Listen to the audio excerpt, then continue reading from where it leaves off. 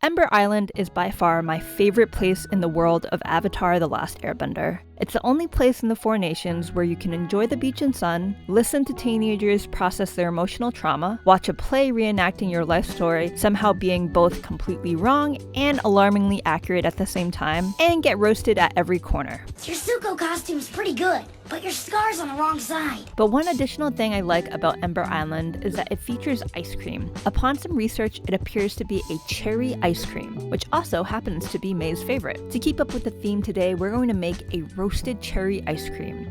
Because if it doesn't involve heat, it's not worthy of the Fire Nation.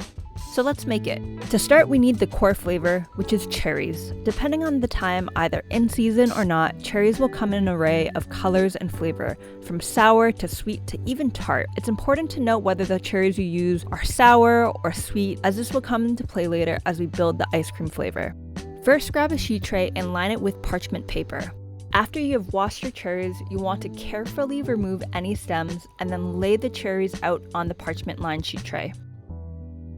Once you have enough cherries on the tray, sprinkle some sugar over the cherries, as that will help them to break down the cherries and increase their sweetness while they're roasting, thus increasing the cherry flavor that we want to go into the ice cream. The other benefit of roasting the cherries first is that we are removing excess water, which is not good for ice cream, because that will just become ice crystals after we turn it. Into a 400-degree Fahrenheit or 200-degree Celsius oven, the sheet pan goes for at least 20 minutes to be roasted. Or you could just fire bend them if that's your thing. Making sure to move the cherries around every 10 minutes to ensure even roasting.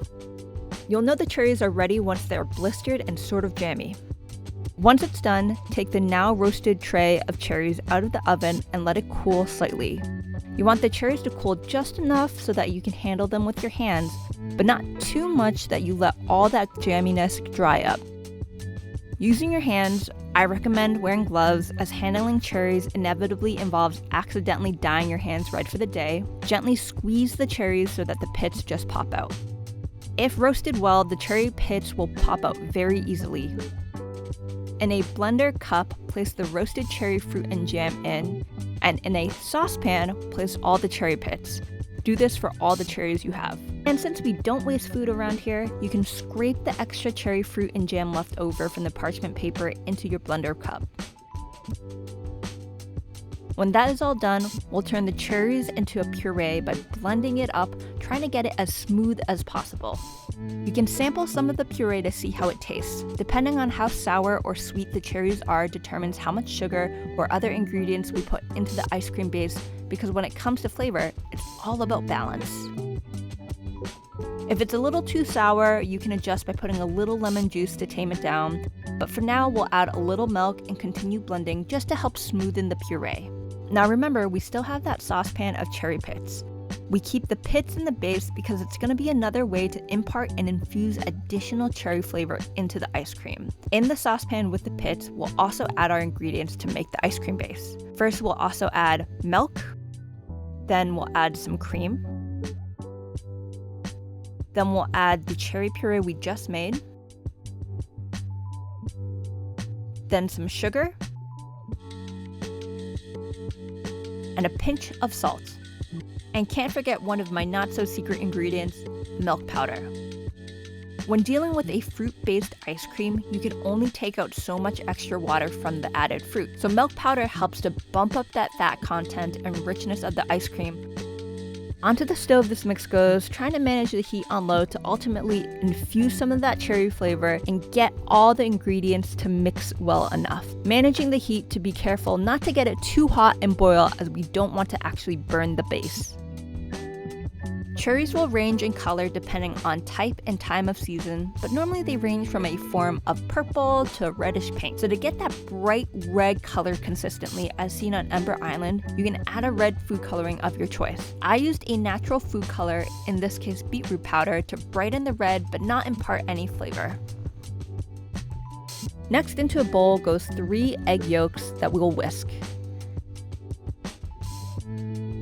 Once the cherry cream has been heated up a bit, we'll temper a portion of the cherry cream mix into the whisked yolk, making sure that the cream mix isn't too hot, since we don't want the eggs to cook on contact, whisking as you go to incorporate them together.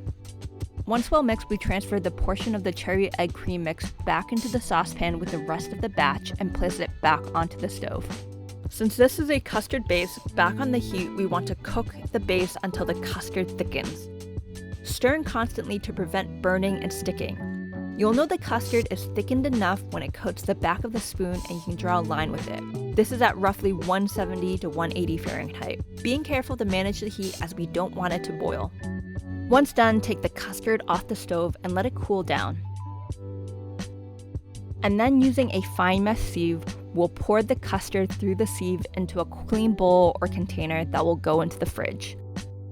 We want to strain the whole batch to remove any obscurities like cherry skins, but mainly the cherry pits that have been imparting flavor the whole time. Watch out because you don't want an unsuspecting someone to choke on a cherry pit.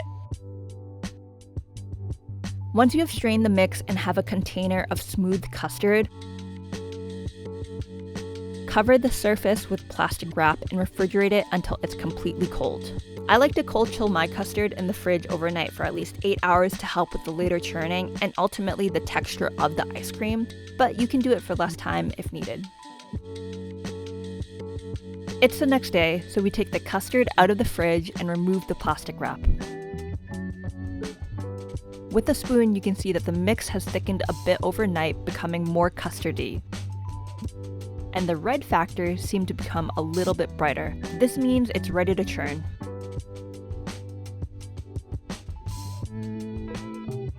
Take your ice cream maker out and carefully pour your ice cream batter into it.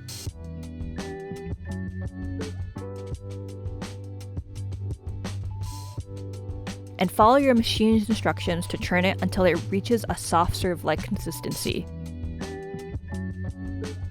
As it churns, the custard will add in some air, creating more volume as it becomes ice cream. There's something soothing about watching ice cream churn.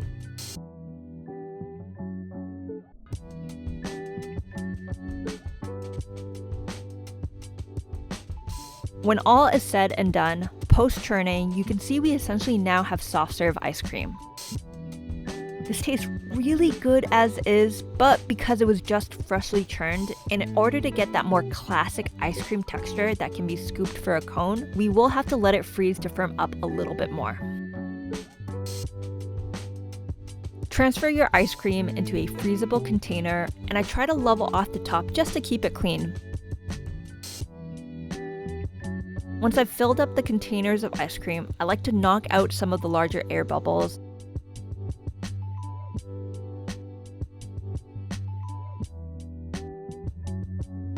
And label mine to remember what I made because things can get lost in the freezer.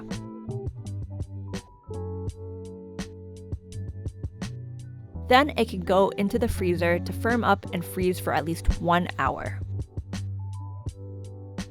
It's ice cream day. It just so happens to be over 90 degrees Fahrenheit right now as I'm filming this video, so this is the perfect ice cream day. First things first, we have to take the ice cream out and let it sit for a little bit just so it's scoopable. Using a scoop, we can scoop the ice cream into a cone for the full Ember Island experience.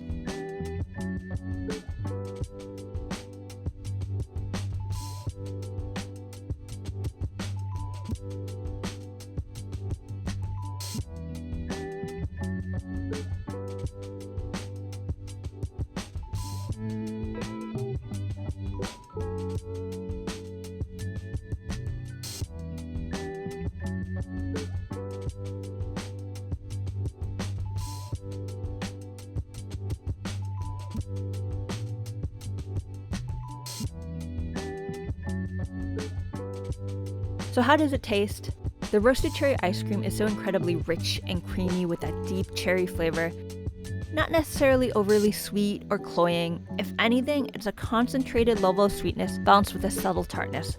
Almost like a cherry preserve in ice cream form. The ice cream itself is smooth, and luckily there are no ice crystals to be found. All in all, it was really refreshing on a hot day. To add a Fire Nation spicy kick factor, you'd add a spicy topping like paprika, fire salt, tahini, or chili oil, which could be a fun video concept one day. But alas, I finished my cone before the thought even crossed my mind. In the meantime, please subscribe and hit the like button to support this channel, and let me know in the comments what else you think I should make. Until we meet again, thanks for watching.